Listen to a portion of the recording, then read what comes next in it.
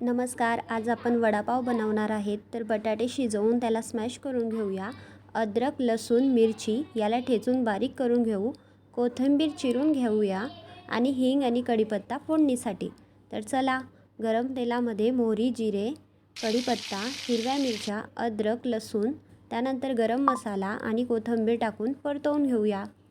त्यामध्ये हळद आणि हिंग टाकून स्मॅश केलेला बटाटा मिक्स करून घेऊया. छान एकत्र झाल्यानंतर त्यामध्ये चवीनुसार मीठ टाकून घेऊ आणि भाजी तयार आहे. चला आता बॅटर बनवूया.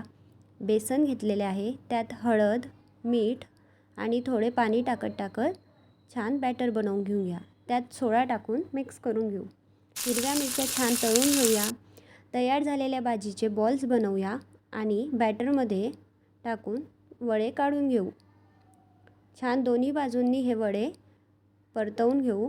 वडापाव रेडी आहे. Please subscribe my channel.